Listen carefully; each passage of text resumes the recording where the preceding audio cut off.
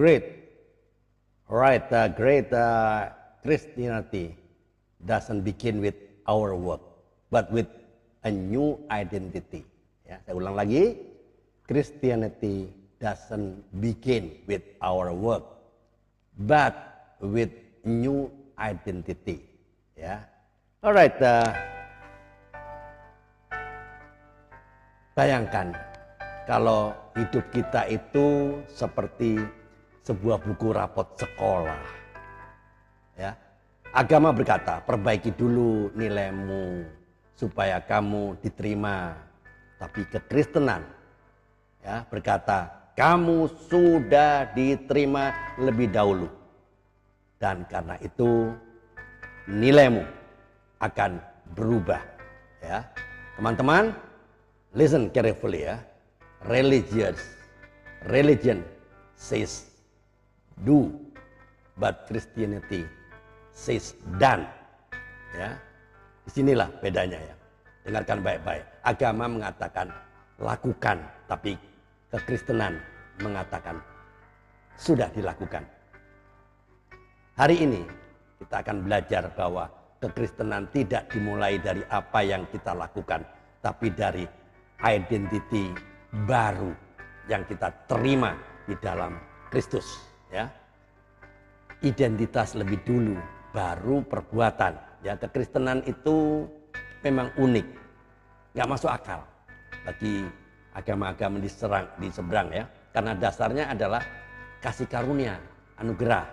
Paulus selalu menulis ya surat-suratnya dengan indikatif dulu ya, apa yang Tuhan sudah lakukan, lalu imperatif, apa yang harus kita lakukan ya. Contoh konkretnya ya, seorang anak yang diadopsi ke dalam keluarga baru tidak perlu membuktikan diri lebih dahulu supaya dia diterima di keluarga baru. Enggak, dia diterima lebih dulu. Lalu kehidupannya akan dibentuk oleh kasih orang tua barunya. Begitu juga dengan kita. Kita sudah diterima oleh Allah melalui Kristus.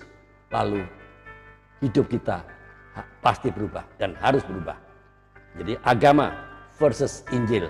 Ya, agama berkata lakukan yang baik supaya Allah menerima kamu. Injil berkata kamu sudah diterima karena Kristus sudah menebus Anda semua. Ya, contoh sehari-hari ya, bayangkan seorang karyawan baru kalau di perusahaan dunia ya, dia harus kerja dulu, kasih hasil dulu, lalu orang itu bisa dipertahankan. Kan enggak gitu. Tapi di dalam Kristus, kamu justru sudah diangkat jadi anak. Bahkan sebelum Anda menghasilkan apa-apa. Indikatif sebelum imperatif. Indikatif itu fakta bahwa kita sudah ditebus, diperbarui, dijadikan baru. Itu bukan usaha kita, bukan.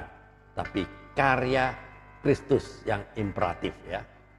Setelah tahu siapa kita, baru muncul perintah-perintah. Hiduplah kudus, mengasihi, melayani. Kalau kita sudah diterima ya, jadi urutannya harus benar ya. Jangan sampai salah urutannya. Kita jadi legalis, merasa harus sempurna dulu untuk layak ya. Kuasa untuk hidup benar. Paulus bukan hanya memberi perintah, tapi juga sumber kuasa untuk melakukannya. Roh Kudus selalu berkata ya, bahwa kita hanya dengan Roh Kudus kita bisa mampu untuk berubah ya, tanpa Roh Kudus. Perintah itu terasa susah ya, tapi kita harus punya Roh Kudus, harus dihidupkan dengan Roh Kudus. Seperti charger handphone ya, kita tidak bisa hidup tanpa sumber daya ya. Jadi handphone kita bisa punya aplikasi yang hebat, tapi kalau tidak di charge mati juga. Demikian juga iman kita tanpa Roh Kudus.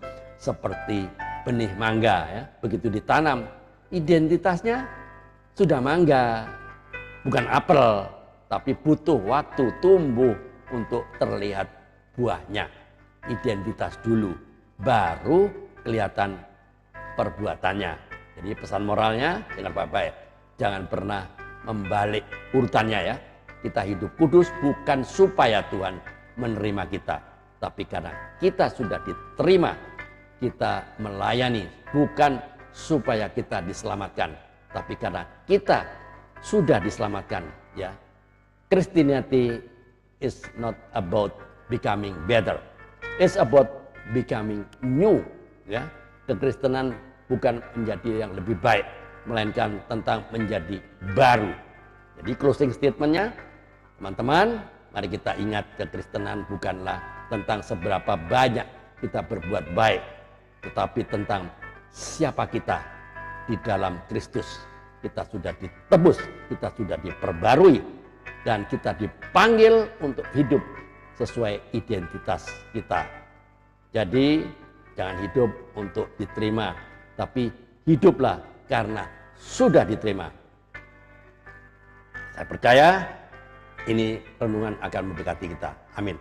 Tuhan Yesus, terima kasih karena kami diingatkan bahwa kami hidup bukan untuk mencari penerimaan Tuhan, tapi karena kami sudah diterima melalui karya salib-Mu. Tolong kami Tuhan agar hidup kami bisa sesuai dengan identitas baru sebagai anak-anak Allah. Dalam nama Tuhan Yesus Kristus kami berdoa dan mengucap syukur. Teman-teman, jika video ini, YouTube ini memberkati Anda, silakan dibagikan ke grup-grup rohani yang lainnya supaya banyak orang yang diberkati, supaya ada banyak orang yang diselamatkan. Oke, alright, dengar baik-baik. Don't keep the cure to yourself when the world is dying from the disease. Jangan simpan obatnya untuk diri Anda sendiri saat dunia sekarat karena penyakitnya. Save the lost at any cost, selamatkan yang terhilang berapapun harganya. Keep your fire burning, keep your feet moving, keep your mouth speaking the truth. Jaga apimu tetap menyala, jaga langkahmu tetap bergerak, jaga mulut Anda tetap mengatakan kebenaran. Karena jika bukan kita, siapa lagi kalau bukan sekarang? Kapan lagi? Tiada hari tanpa memberitakan kebenaran, tiada hari tanpa bersaksi tentang Kristus, tiada hari tanpa memenangkan jiwa. Ayo mikir. Tuhan Yesus memberkati. Amin.